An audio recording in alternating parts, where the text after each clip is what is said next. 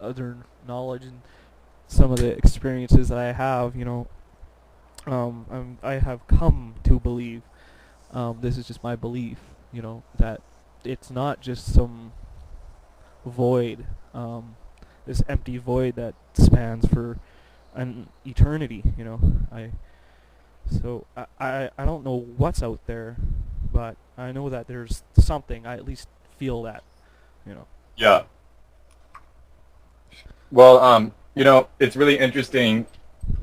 The way you brought that up is, you said I had a similar conversation about death, but when I was talking about it, I was actually talking about birth, or where I was before I was born. But birth and death are not very different from each other. Right. Anyway, tell me, tell me what got you interested in lucid dreaming and dream views. Actually, let me go back even further. How did you first hear about lucid dreaming? Just the concept of it. Um, I think I had always kind of known about it in the back of my mind, but Right. when I first became aware of it was around 2006. Early on, I was out in Ontario working with my dad's cousin. Mm-hmm. I guess he's like a distant uncle, I guess I'd call him. And he's part native, and he was into shamanism, and all sorts of weird things. And he'd tell all these interesting stories on our way to work, because there's like a 45 minute to an hour and a half drive through traffic to work every day, because he lived outside of Toronto. And Yeah. and it's Depending on if there's snow on the ground. yeah. Oh yeah, yeah. And I learned not to drink Tim Hortons coffee in the morning if I was gonna take the ride to work. And he had a sick sense of humor too. Uh, Yeah. when we pull up to the job and there'd be the porta potties there, right? Yeah. He'd lock the door and he'd kind of put the brakes on and off really fast to make it jolt. And I, I, I tell him, I'm like, if you don't stop that, I'm gonna piss all over the inside of the cab of your truck, you know. But yeah, those were that was some of the longest peas I guess I ever had, and the most satisfying as well.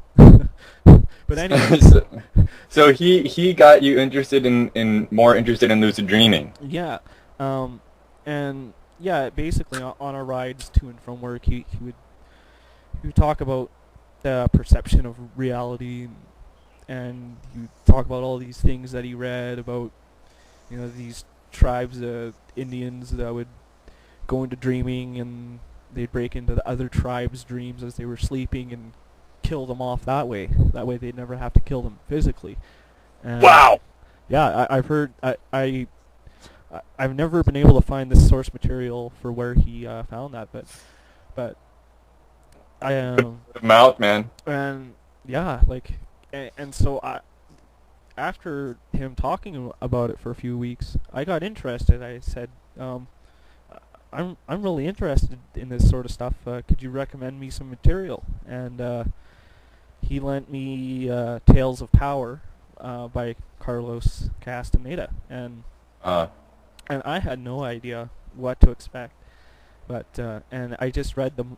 That's not a very good book to start off with if you're going to read Castaneda. But anyway, it was just all this bizarre stuff, like forming a double of yourself that starts in dreaming, and you can project it into the real world, and looking for your hands in dreams and stuff like that. And it was very strange. And I remember for quite a few months, I would try every night to find my hands in my dreams, with no success.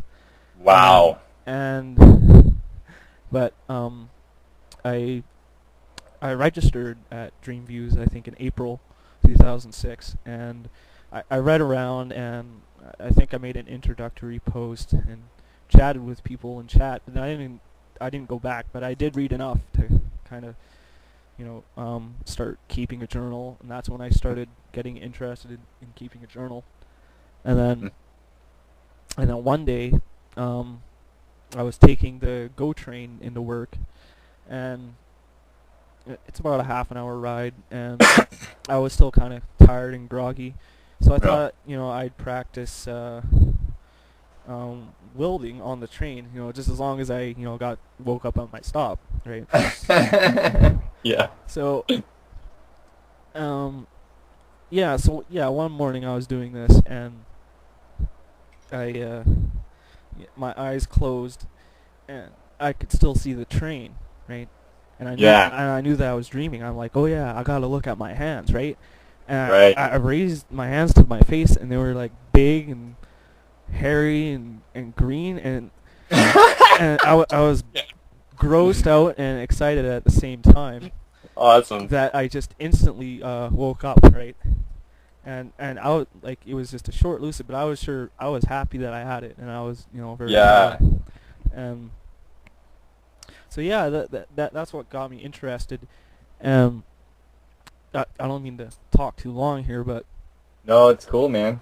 but That's I was looking at all these forums. I was looking specifically for Castaneda-based forums because I knew that Dreamviews was more of a scientific end, but I really wanted to delve into the strange shamanism aspect to it. And yeah.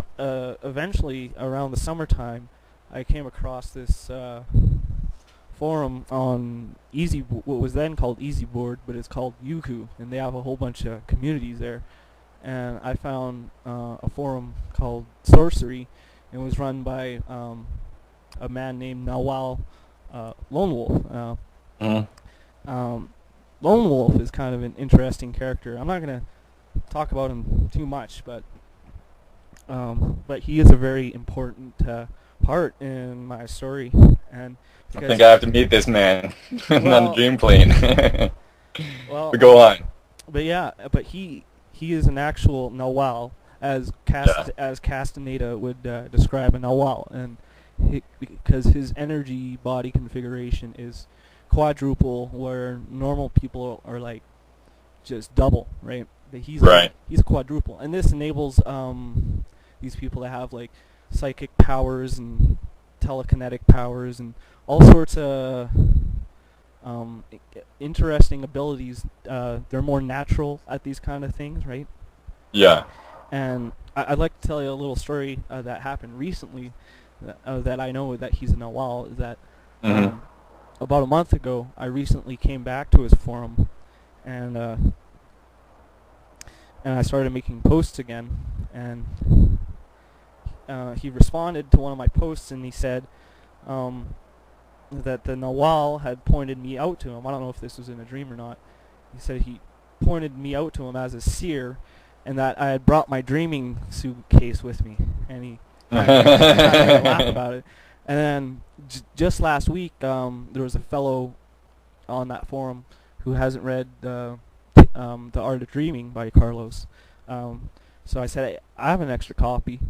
And so I was in the garage looking for my extra copy of The Art of Dreaming, and I found my suitcase. I thought, well, hey, maybe it's in there.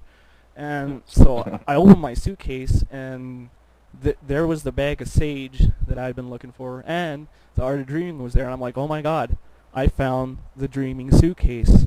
And I was just blown away, I Wow. was like, wow, that's uncanny. So when that man says he's a wow, he really is. Yeah. Do Yeah. you have any questions so far? Yeah. No, actually, I'd like to move on into your shared lucid dreaming experiences. Just tell us about that. Yeah. Well, after I joined his forum, he eventually invited me to a sub forum where him and a select group of people. Uh, Keep in mind, I can't say too much about this because it's very personal, but I understand. and so I can't say too much about the people within the group, but I can share some of my experiences, right? And at the time, my dream recall was very bad, and so I went back to Dream Views and really started a dream diary or dream journal on the forum, and I went through the adoption program, and I found an adopter, and I'm not going to say who this person is because I have a big history with this girl. Well, not a big history. It only lasted a couple of months, but it seemed like years to me that I knew her. Because it was, man. Time is irrelevant. And But go on. and she brought up